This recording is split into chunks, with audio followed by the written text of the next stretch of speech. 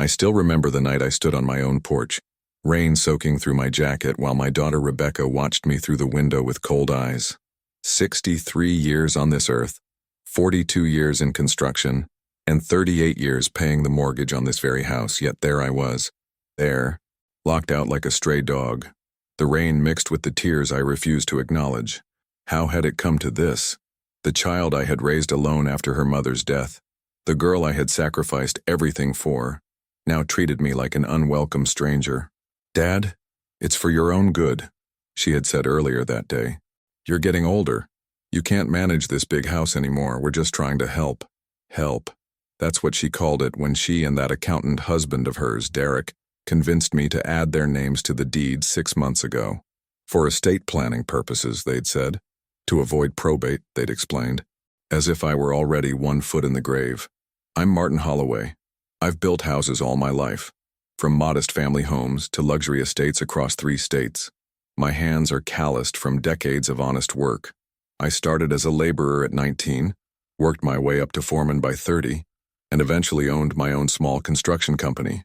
Not a fortune-making enterprise, but enough to provide a good life for my family and put something away for retirement. When my wife Eleanor died of cancer 15 years ago, I poured everything into raising Rebecca properly. I worked overtime to pay for her college education. I postponed my retirement to ensure she graduated debt-free. I chose to live modestly so she could have opportunities.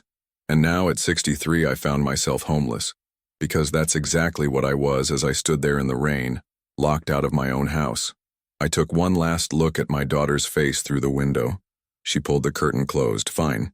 If this was how it would be, I'd show her exactly whose house it really was. 3 months earlier, things had been different. Or perhaps I'd just been blind. I remember working in my garage workshop, sanding down a dresser I was refinishing, when Rebecca and Derek paid one of their increasingly frequent weekend visits. "Dad, you're getting sawdust everywhere," Rebecca said, wrinkling her nose as she entered the garage. At 35, she looked more like her mother every day. The same auburn hair, the same sharp green eyes. But Eleanor had never had that pinched look of perpetual dissatisfaction that seemed to be Rebecca's default expression these days. "That's generally what happens when you sand wood," I replied, trying to keep my tone light. "It's called woodworking for a reason." Derek chuckled, but it was the kind of laugh that wasn't really a laugh, more like an acknowledgement that a sound should be made. In his pressed khakis and button-down shirt, he looked out of place in my dusty garage. He was always impeccably dressed, even on weekends, as if a client might suddenly appear and require financial advising. "Martin, we actually wanted to talk to you about something," Derek said, using my first name as he always did, despite my repeated hints that Dad would be fine after 7 years of marriage to my daughter. I set down my sanding block. "What's on your mind?" They exchanged a look, the kind married couples perfect over time, loaded with unspoken meaning. "Why don't we go inside?" Rebecca suggested. "This is important." 15 minutes later, we sat at my kitchen table, the one Eleanor and I had bought when we first moved in.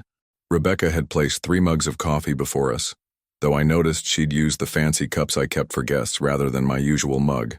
"Dad, we've been thinking," she began, her fingers nervously tracing the rim of her cup. "This house is really too big for just you." "Is it?" I raised an eyebrow. "Seems the right size to me." 4 bedrooms for 1 person?" Derek interjected. "It's inefficient. And the maintenance, the yard work, the repairs, it's a lot for someone your age." "Someone my age," as if I were ancient and decrepit rather than a man who still worked 40 hours a week running his own business.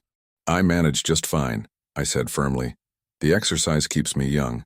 Rebecca reached across the table to touch my hand. Her nails were perfectly manicured, painted a subtle pink. Eleanor had never bothered with manicures. She'd said they were impractical for a woman who enjoyed gardening. "Dad, we worry about you. The stairs could become dangerous. And this neighborhood has changed. It's not as safe as it used to be." That was demonstrably false. Crime rates had actually decreased in our suburb over the past decade.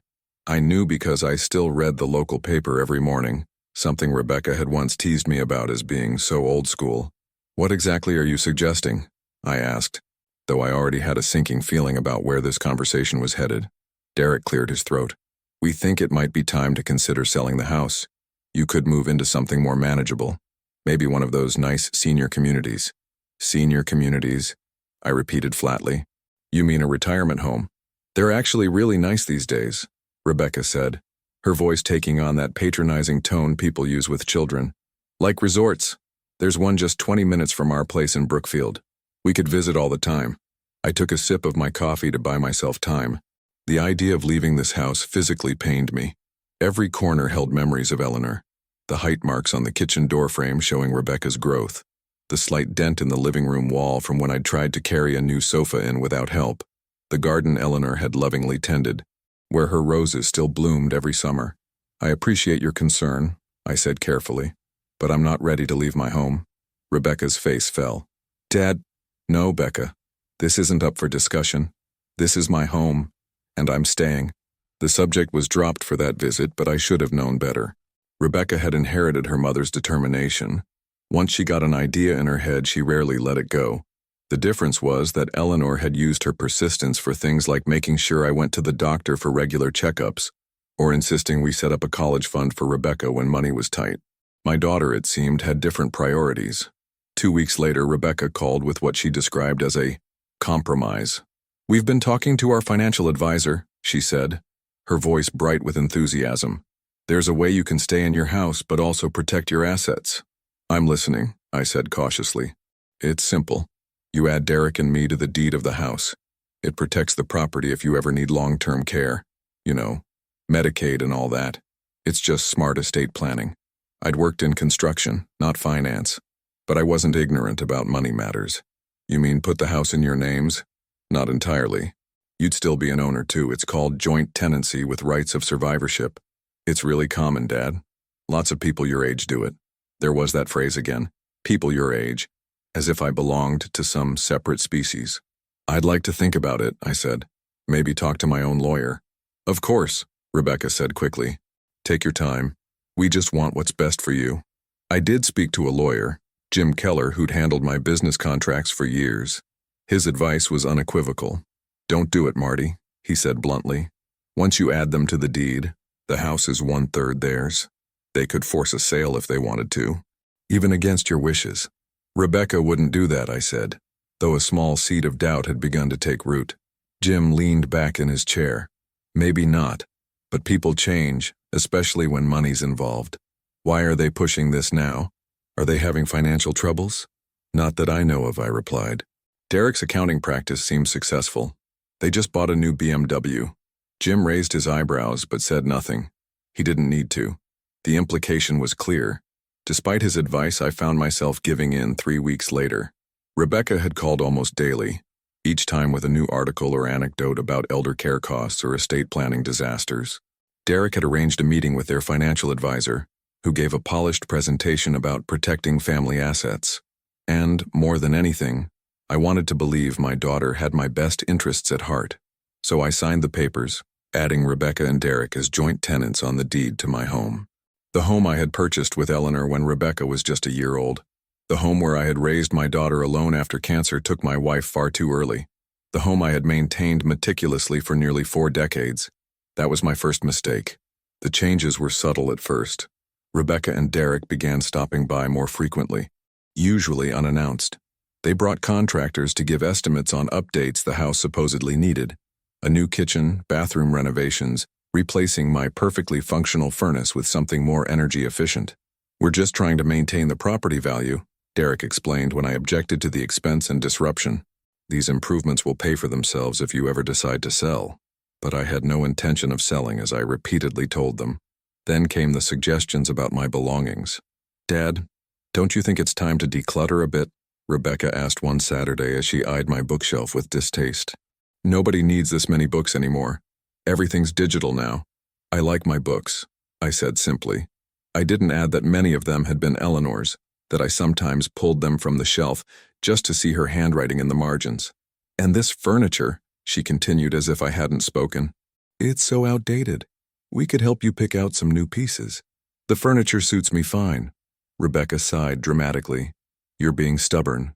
We're just trying to help. Help. That word again. Their version of help increasingly felt like an erasure of my life, my choices, my memories. I began to notice other worrying signs. Mail that had previously been on my desk disappeared. When I mentioned it, Rebecca said she'd organized it for me. My checkbook, which I'd always kept in my desk drawer, was moved to a different location. Small things, perhaps, but unsettling nonetheless. One evening, I overheard a phone conversation between Rebecca and someone I presumed was their financial advisor. I hadn't meant to eavesdrop, but I was in my workshop adjacent to the kitchen where she was talking, and the window was open. "Yes, we're on the deed now," she was saying. "But he's being difficult about the next steps. No, he won't consider selling yet. I know the market is hot right now. Yes, we've looked at those communities. Of course we'd use the proceeds to pay for it, there would be plenty left over. Well, he's not technically incompetent, so that's not an option yet." I felt physically ill, not incompetent yet, as if they were waiting for me to decline enough to take control of my affairs entirely. That night I called Jim Keller again. "Can I get them removed from the deed?" I asked without preamble. His sigh told me everything before he even spoke. "Not without their consent, Marty. That's what I was afraid of." "What's happened?" I explained the situation, feeling foolish and betrayed. "You have options," Jim said finally. "Not great ones, but options. Let me think about this and get back to you." 2 days later, Jim called with a plan. It wasn't perfect, but it was something. I began to implement it immediately, without telling Rebecca or Derek. I had always taught my daughter that actions have consequences.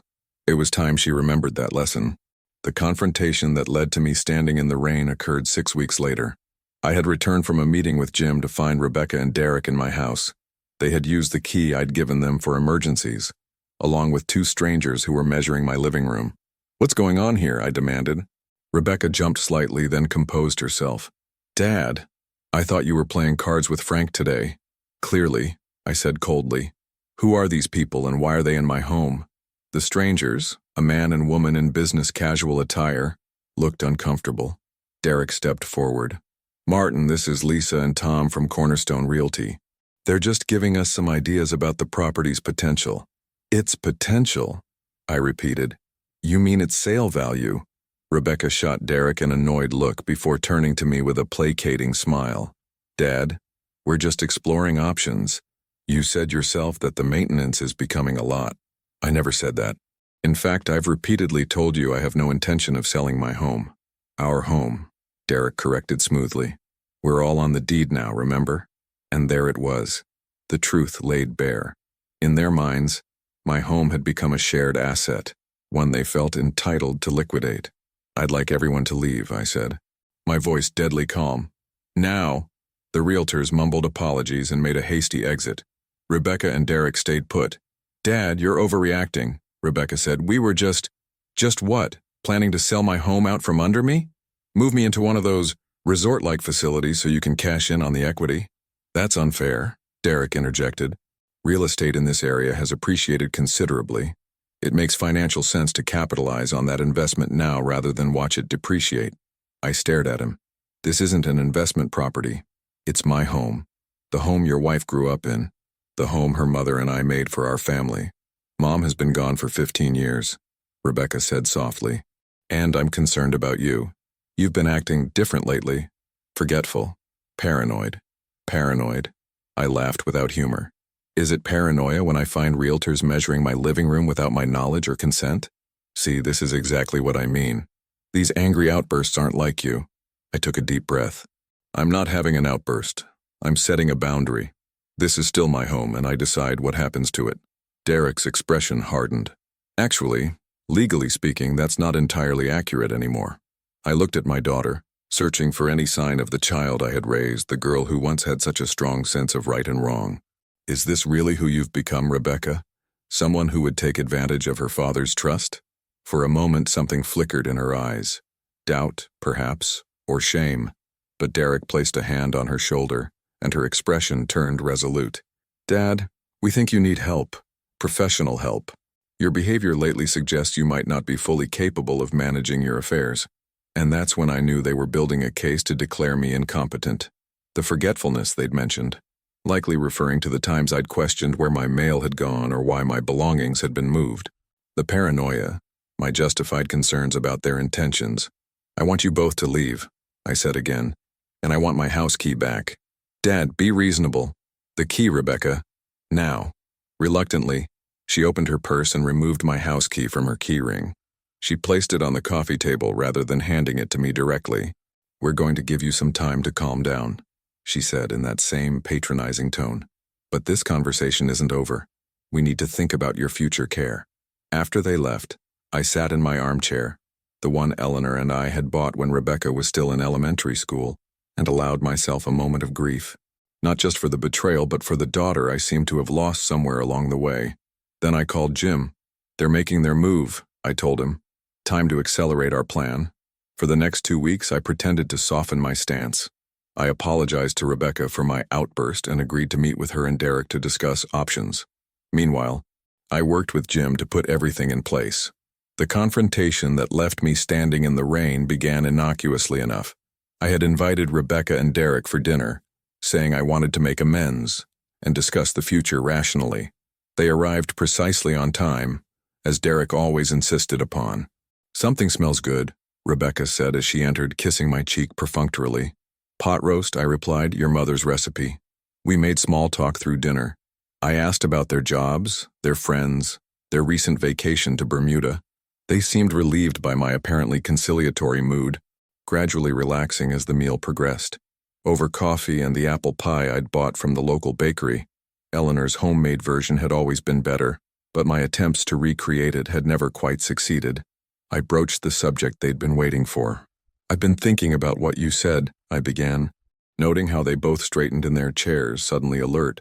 "About the house being too much for me." "We're glad you're seeing reason," Derek said, earning a warning glance from Rebecca at his tactlessness. "What Derek means," she said quickly, "is that we're happy you're thinking about your future." I nodded slowly. "I am, and I've realized something important." I paused, making sure I had their full attention. "This house represents the past. Maybe it is time for a change." The naked relief on their faces might have been comical if it hadn't been so painful to witness. "Dad, that's so wise," Rebecca gushed. "I'm proud of you for making this decision." "We can have those realtors back next week," Derek added eagerly. "The market is still strong." "Actually," I said, "I've already spoken to someone. A lawyer, in fact." Their expressions shifted subtly. "A lawyer?" Rebecca repeated. "What for?" "We can handle the sale."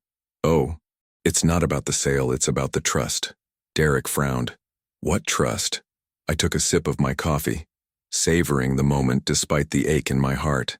"The irrevocable trust I established 2 months ago, the one that now owns this house." The silence that followed was absolute. Rebecca's coffee cup halted midway to her mouth. "That's not possible," Derek finally said. "We're on the deed."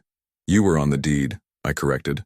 "When I added you both, I retained the right to sell or transfer my interest, which I did, to the Martin Holloway Living Trust. The paperwork was finalized last week."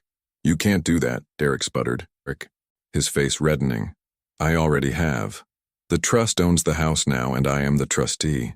The beneficiary is a charitable foundation that supports cancer research, in honor of Eleanor." Rebecca set down her cup with a clatter. "Dad, this is crazy. Why would you do this?" "Because I realized you weren't interested in helping me. You were interested in helping yourselves to my assets." "That's not true."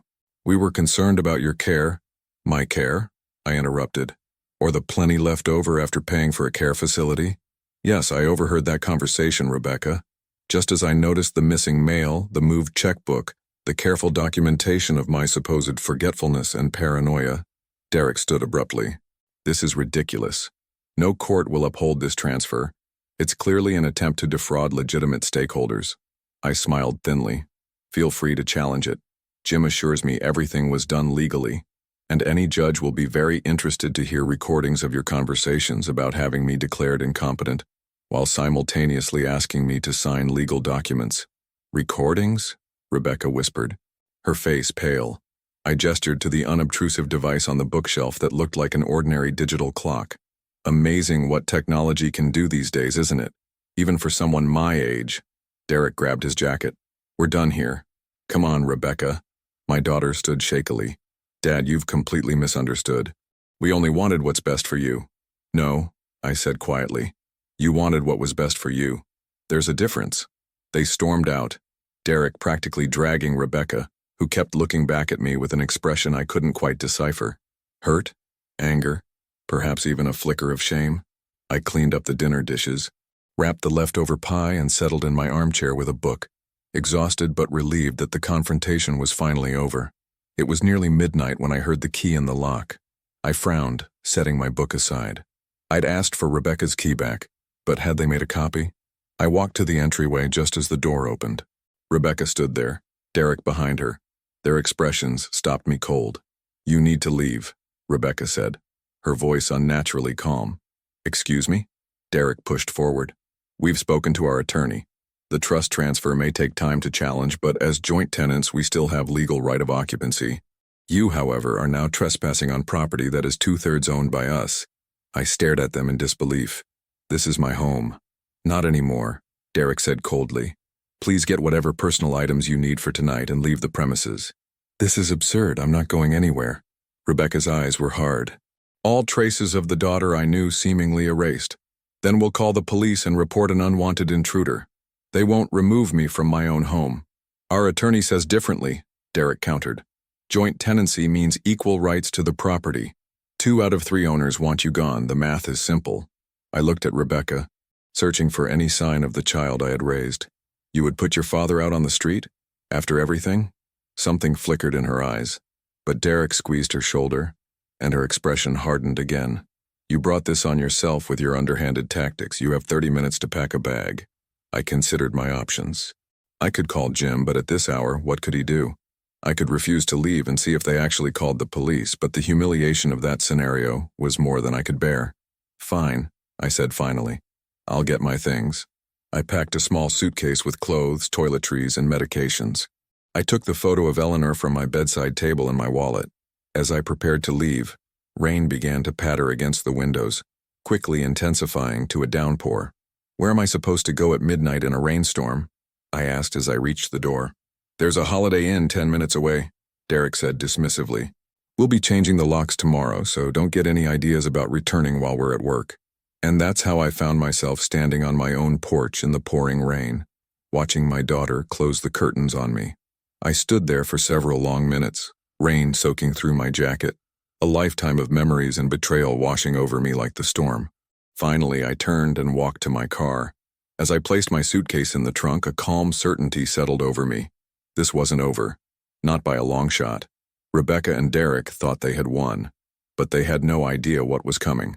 I checked into the Holiday Inn as Derek had so callously suggested.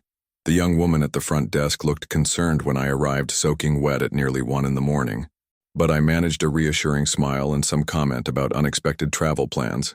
In my room, I sat on the edge of the bed and called Jim's cell phone, despite the late hour. To his credit, he answered on the 3rd ring, voice thick with sleep, but immediately alert when he realized it was me. "They did what?" he exclaimed after I explained the situation. "Marty, that's not how joint tenancy works. They can't just evict you like that." "That's what I thought, but they seemed very confident." Jim was silent for a moment. "They're bluffing, or their attorney is an idiot. Joint tenancy gives each owner an equal and undivided right to the property. They can't kick you out without a court order, which they don't have. So I can go back? Legally, yes, but practically speaking, it might be better to let this play out. Remember our strategy? This actually accelerates the timeline." I sighed, bone-weary. I just never thought Rebecca would go this far. "People surprise you," Jim said gently, "especially when money's involved."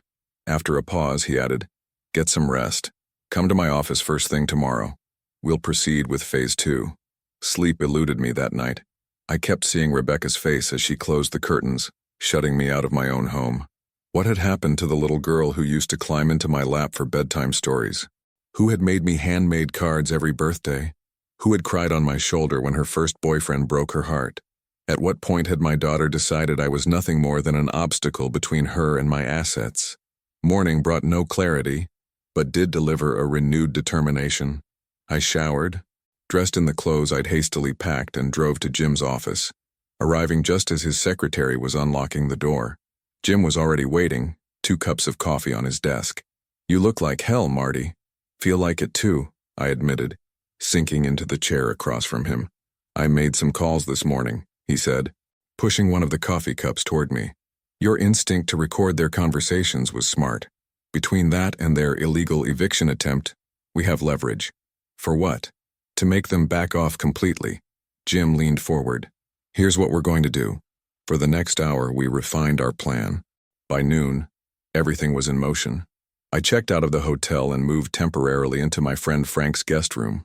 Frank, a widower like me, had been my poker buddy for 20 years and didn't hesitate when I explained the situation. Those ungrateful little, he began, before catching himself. Stay as long as you need, Marty. Helen would have wanted me to help. For the next 3 days, I laid low. Jim advised against confronting Rebecca and Derek directly while legal wheels were turning. Instead, I focused on the logistical aspects of our plan. On the 4th day, Jim called with news. It's done, he said simply. All filed and recorded.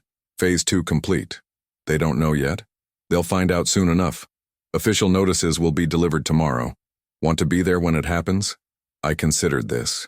Part of me wanted to witness their reactions, to see the moment they realized they'd overplayed their hand. But another part, the part that still remembered Rebecca's first steps, her graduation walking her down the aisle, couldn't bear to see the final rupture. No, I said finally. Just let me know when it's safe to go home. 2 more days passed. I kept busy helping Frank with some home repairs he'd been putting off, my construction experience making quick work of his leaky faucet and sticking garage door. On the evening of the 2nd day, Jim called again. Time to go home, Marty. They're out. Out? You mean they left the house? I mean they're gone. Cleared out this afternoon according to our observer. Lock company is meeting you there in 30 minutes to change the locks. Again. I thanked Frank for his hospitality, packed my small suitcase and drove home with a curious mixture of triumph and sorrow. As I turned onto my street, I saw a locksmith's van already parked in my driveway. 20 minutes later, with new keys in hand and the locksmith gone, I stood alone in my entryway. The house felt different somehow, violated. I walked through each room slowly, noting changes. Some of my furniture had been rearranged. A few decorative items Eleanor had collected were missing. The family photos that had lined the hallway were gone from their hooks. In the kitchen, I found a note on the counter written in Rebecca's precise handwriting. Dad, I don't understand how you could do this to your own daughter. Everything we did was out of concern for your well-being. The trust was a betrayal, but this latest move is unforgivable. Derek says we should sue, but I can't bring myself to drag family matters through the courts. I've taken the photos and keepsakes that rightfully belong to me as Mom's daughter. I hope whatever you've gained from this was worth destroying our relationship. Rebecca? I read the note twice, then set it aside. The irony was almost too much. My daughter accusing me of destroying our relationship when she had been the one to lock me out of my own home. As for what I had gained, it was nothing more than what was already mine. What Rebecca and Derek had discovered, the latest move she referred to, was simple but devastating to their plans. The Martin Holloway Living Trust had indeed taken ownership of the house, as I'd told them. What I hadn't mentioned was what happened next. As trustee, I had immediately exercised my right to evict non-beneficial occupants from trust property. Since the trust's sole beneficiary was the Cancer Research Foundation named in honor of Eleanor, neither Rebecca nor Derek had any legal right to remain in the house. Simultaneously, Jim had filed a civil complaint against them for elder abuse, citing their attempt to manipulate me into selling my home against my wishes and their illegal eviction. The recordings provided compelling evidence. Rather than face a public legal battle they would likely lose, one that could potentially damage Derek's professional reputation, they had chosen to retreat. I should have felt vindicated. Instead, I felt hollow. I walked to the backyard and stood looking at Eleanor's rose garden, which I had maintained faithfully since her death. The late summer blooms were vibrant against the deepening twilight. I wish you were here, I said aloud to the empty garden. You'd know what to do. You always did. Eleanor had been the peacemaker in our family, the one who smoothed over conflicts with wisdom and compassion. What would she think of this situation? Of Rebecca's actions? Of my response?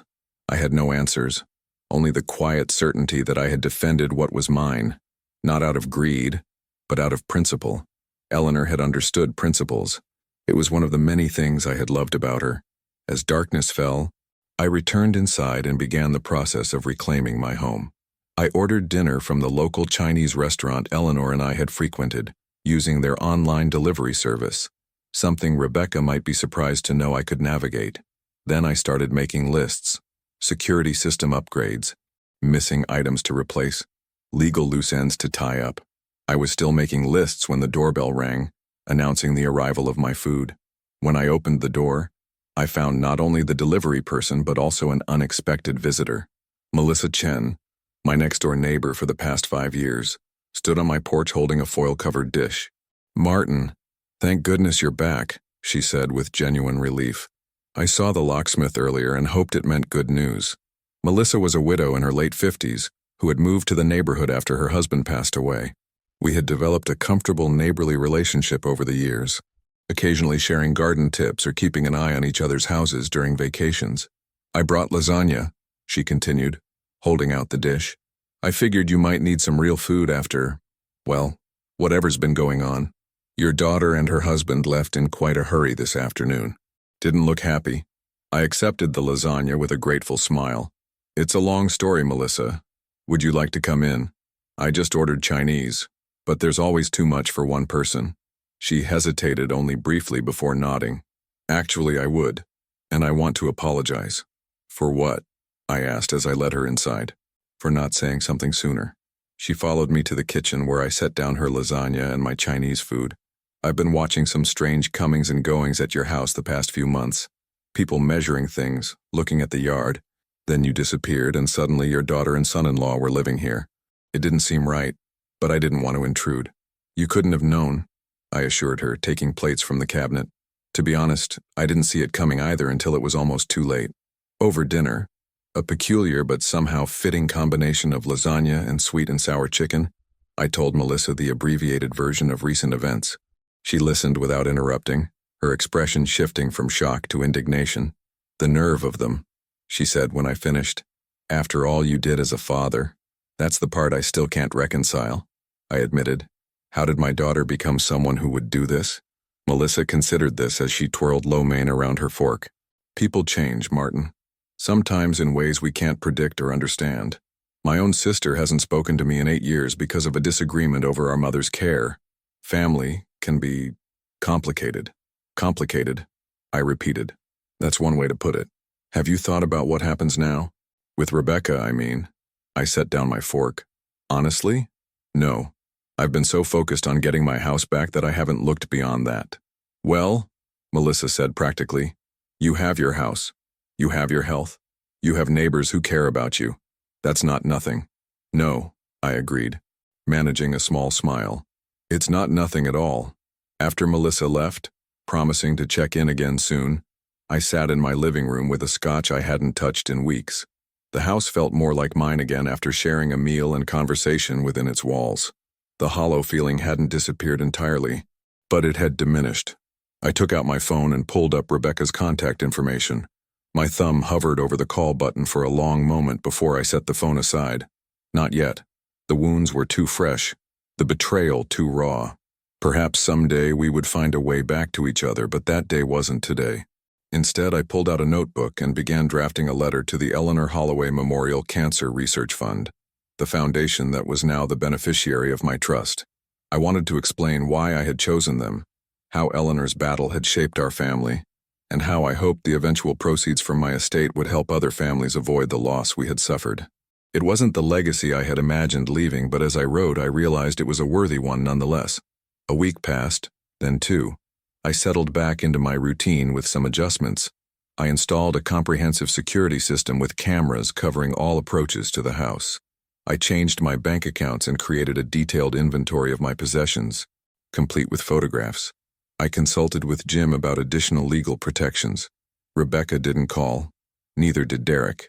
I heard through Frank, whose daughter was acquainted with Rebecca, that they were telling people I had become unstable and vindictive in my old age. The irony wasn't lost on me. I threw myself into work, taking on a small renovation project I had been considering for months. Physical labor had always been my therapy, and the act of building something new helped distract from what had been broken. Melissa stopped by regularly, sometimes with food, sometimes just to chat. Her company was a welcome counterpoint to the silence that had descended on my life. We discovered shared interests in classic films and gardening, and I found myself looking forward to her visits. 3 weeks after regaining my home, I was finishing up some trim work on my new kitchen cabinets when the doorbell rang. The security system I'd installed showed me a live video of my front porch, where Rebecca stood alone, shifting nervously from foot to foot. My first instinct was not to answer. What more could we possibly say to each other? But curiosity, or perhaps some remnant of paternal feeling, compelled me to open the door. Rebecca looked thinner than when I'd last seen her, with dark circles under her eyes. She wore a simple blouse and jeans rather than her usual polished attire. "Dad," she said, her voice barely above a whisper. "Rebecca." I didn't invite her in. She glanced past me into the house, noting the security camera above the door. "Can we talk?" I considered her request. "Where's Derek?" "We're taking some time apart." That surprised me. "Why?" She looked down at her hands, which were twisting together nervously. "Can I please come in? Just for a few minutes?" Against my better judgment, I stepped aside to let her enter. I led her to the kitchen, where evidence of my renovation project was visible in the half-installed cabinets and tools scattered on the counter. "You're remodeling," she observed. "Just some updates, nothing major." An awkward silence fell between us. Finally, Rebecca spoke. "I owe you an apology," she said, her voice catching. "A massive one. What we did, what I allowed to happen, was unforgivable." I leaned against the counter, arms crossed. What brought on this sudden insight? It wasn't sudden. She met my eyes directly for the first time. After we got the eviction notice and the legal complaint, Derek was furious. He wanted to fight it, to countersue you, but I couldn't. It forced me to really look at what we'd done, what I'd become. "And what conclusions did you reach?" "That I betrayed the most important relationship in my life for, what? Money we don't even need? A bigger share of an inheritance I haven't earned?" She wiped away a tear. "I let Derek convince me you were declining, that we were protecting you from yourself. But that was just a convenient fiction to justify taking what wasn't ours." I remained silent, unwilling to make this easy for her. "When I really thought about it," she continued, "I realized there had been no signs of mental decline. You're as sharp and capable as ever. I just didn't like that you wouldn't do what we wanted. And instead of respecting your choices, we tried to override them. By locking me out of my own home," I said, the memory still bitter. Rebecca flinched. "Yes, that night, watching you standing in the rain, I knew in my heart it was wrong. But I let Derek convince me it was necessary. Short-term pain for long-term gain, he called it." "Whose gain?" "Exactly," she said softly. "That's what I've been asking myself. Not yours, certainly. And the person I was raised to be shouldn't have cared about my gain at your expense." I studied my daughter's face, looking for signs of manipulation or insincerity. I saw only regret and something that might have been shame. "Where do you go from here?" I asked finally. "I don't know. Derek and I are—" She hesitated. "Let's just say we're discovering we have very different values. As for you and me, I don't expect forgiveness, Dad. I just needed you to know that I understand what I did, and I'm truly, deeply sorry." Part of me wanted to embrace her, to tell her that of course I forgave her, that nothing could break the bond between parent and child. But another part, the part that had stood in the rain that night, held back. "I appreciate your apology," I said carefully, "but trust, once broken, isn't easily repaired." Rebecca nodded, fresh tears spilling down her cheeks. "I know. I'll go now. She reached into her purse and pulled out a small photo album. "I took this when we left. It was wrong. It belongs here. With you." She placed the album on the counter. It was the one Eleanor had compiled of Rebecca's early years. Her first smile, first steps, first day of school. "Thank you," I said, my voice rougher than I intended. Rebecca turned to leave, then paused. "The trust, the one that owns the house now. You said it benefits cancer research?" "Yes, in your mother's name." A small, sad smile crossed her face. She would have approved. She always said your biggest quality was your integrity. She reached for the door. "Goodbye, Dad." "Rebecca," I called as she stepped onto the porch. She turned back, hope flickering briefly in her eyes. "How did you find out?" "Find out what?" "Whose house it really was. You locked me out that night. But somehow, you discovered the truth." Understanding dawned on her face. "The lawyer who delivered the eviction notice. He explained that the trust now owned the house, that it wasn't just a transfer of your portion but a complete change of ownership. He said something I'll never forget. This house belongs to Eleanor's legacy now, not to those who would dishonor her memory by mistreating her husband." I nodded slowly. It sounded like something Jim would have instructed the process server to say. He was right. I said quietly. This was always Eleanor's house as much as mine. We built it together, just like we built our family. She would be heartbroken to see what happened to that family. Rebecca's face crumpled. I know. That's what keeps me awake at night. I watched her walk to her car, this daughter I had raised who had become both familiar and strange to me. As she drove away, I wondered if this was the end of our story or merely a painful chapter in it. Time would tell. 6 months passed. Winter gave way to spring, and Eleanor's roses began to bud once more. I continued my renovation projects one room at a time, finding satisfaction in the tangible improvements. Melissa and I had begun having dinner together several times a week, sometimes at my house, sometimes at hers. Our friendship had deepened into something neither of us had anticipated but both welcomed. At our age, we understood the value of companionship without need for labels or explanations. Rebecca called occasionally. Our conversations were stilted at first, circling around safe topics like the weather or local news. Gradually, we began to talk about more substantive matters. She had filed for divorce from Derek, whose financial practices had come under scrutiny following our conflict. She had moved into a small apartment and returned to teaching.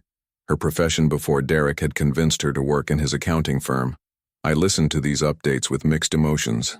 Part of me still held her at arm's length, unwilling to risk further betrayal, but another part, the father who had taught her to ride a bike, who had checked for monsters under her bed, who had danced with her at her wedding, couldn't help but care about her welfare. On a warm Saturday in May, I was working in Eleanor's rose garden when a car pulled into my driveway. Through the new security cameras, I watched Rebecca emerge, carrying a small pot of something green. I met her at the front door, garden gloves still on my hands. "I brought you something," she said by way of greeting. "For Mom's garden." It was a rose bush, a variety called Peace with cream-colored blooms edged in pink. "I remember it was her favorite," Rebecca said uncertainly. "I thought maybe we could plant it together." I looked at my daughter, really looked at her. The past 6 months had changed her. The polished veneer was gone, replaced by a simpler, more authentic presence. She reminded me, suddenly and powerfully, of Eleanor in our early years before success and status had entered our vocabulary. "I'd like that," I said, surprising us both. We worked side by side in comfortable silence, digging a proper hole, mixing in the special rose fertilizer Eleanor had sworn by, settling the plant carefully in its new home. As we patted soil around its base, Rebecca spoke.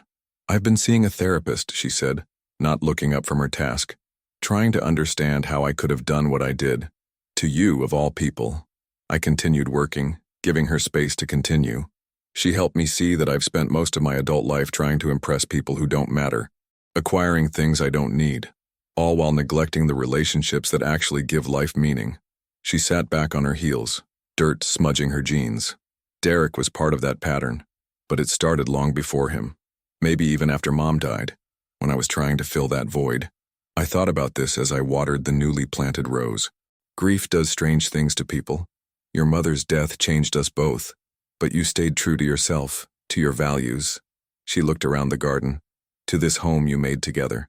It wasn't always easy, I admitted. There were dark days when I questioned everything, but your mother taught me that the most valuable thing we have is our integrity. Once that's gone, what's left? Rebecca nodded slowly. That's what I'm trying to find my way back to. I set down the watering can and removed my gardening gloves. For what it's worth, I think you're on the right path. She glanced up, hope visible in her expression. Really? Really? I gestured to the peace rose we'd just planted. Your mother would be proud of this. Of you finding your way back? Rebecca's eyes filled with tears. Do you think, is there a way back for us too, Dad? I considered the question seriously. The betrayal had cut deep, but holding on to anger served no purpose except to poison whatever time we had left. Eleanor would have counseled forgiveness not because Rebecca deserved it, but because I deserved peace. I think we're already on that path, I said finally. One step at a time. Rebecca's smile was tentative but real. I'd like that. After she left, I sat in the garden beside the newly planted peace rose. The house behind me stood solid and secure, as it had for nearly 4 decades. It had weathered storms both literal and metaphorical.